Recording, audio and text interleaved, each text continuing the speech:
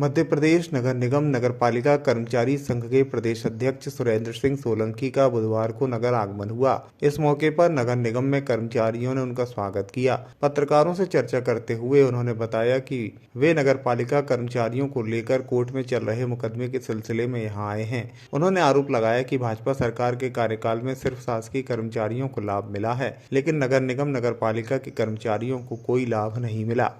आज जबलपुर आया हूं मैं माननीय उच्च न्यायालय में अपने 2-3 प्रकरण जो कि जिनका नगरीय निकाय कर्मचारियों से सीधा संबंध है।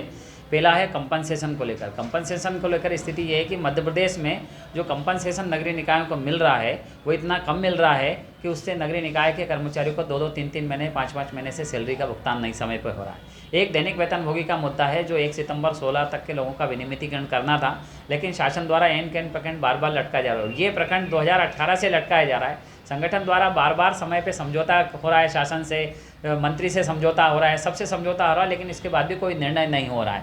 दूसरी एक है कि जो विनियमित कर्मचारी हैं उनका नियमितीकरण अपने होना है, लेकिन आज दिनांक तक उनका नियमितीकरण नहीं किया। शासन का कहना है कि हम चतुर्श्रेणी के पद पे कर रहे हैं। हमने कहा चतुर्श्रेणी के पद पे कर दो, लेकिन शासन ने दोहरी नीति अपनाई। चतुर्श्रेणी के सारे पद अपने उन्होंने समाप्त कर दिए। अब जब आपने पद ही समाप्त कर दिया तो फिर नियमितीकरण कहाँ, कौन से पद पे करोगे? जबकि नियम ये है कि 25% आपको कोटा रखना है 3 कैडर में, तो वो आपने कोटा भी नहीं रखा। आप पूरी अपने सीधी भर्ती कर रहे हो। सामुदायिक संगठक के बारे में ये है कि समझौता 2018 में भी हो, 19 में भी हो, बार बार समझौता 5 साल से समझौता कर रहे हैं कि जब 50% आपको सीधा उनको नियमित करना है सामुदायिक संगठकों को, तो आपने नियमित क्यों किया?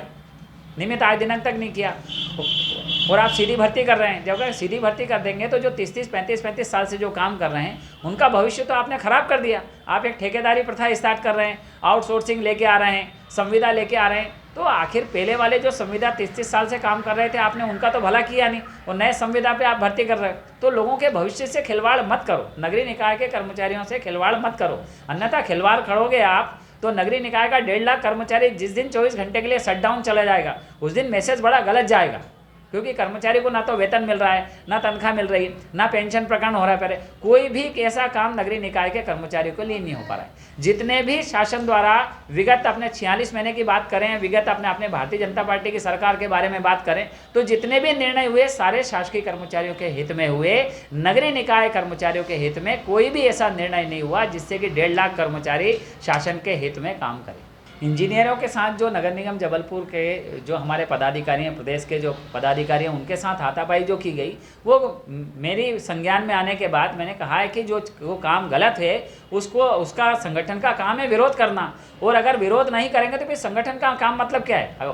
और भारतीय जनता पार्टी की सरकार का ये कहने का है कि हम भ्रष्टाचार हटाएंगे, और भ्रष्टाचार को अगर बढ़ावा दे रहे हैं और हम अगर हटा रहे हैं तो हमारा समर्थन करना चाहिए। हम भ्रष्टाचार का विरोध कर रहे हैं, पहले भी हम भ्रष्टाचार का विरोध कर रहे थे। ऐसे सब इंजीनियर अगर भ्रष्टाचार कर रहे हैं तो इन्हें हम लोकायुक्त में ट्रेप भी कराएंगे। वो अगर समझते हैं कि हम उन्हें छोड़ेंगे, हम उन्हें छोड़ेंगे नहीं। और सुनने में ये आया है कि उनका नगर निगम जबलपुर में गलत संविलियन हुआ है, और संविलियन अगर गलत हुआ है तो उसमें हाई कोर्ट का निर्णय है, उसमें सुप्रीम कोर्ट का निर्णय है, 2007 का निर्णय है। हम सुप्रीम कोर्ट गए थे कि अवैधानिक संविलियन जो भी करेगा, या तो निगम कमिश्नर अपने प्रस्ताव देगा या शासन करेगा तो सीधी जेल की यात्रा करेगा।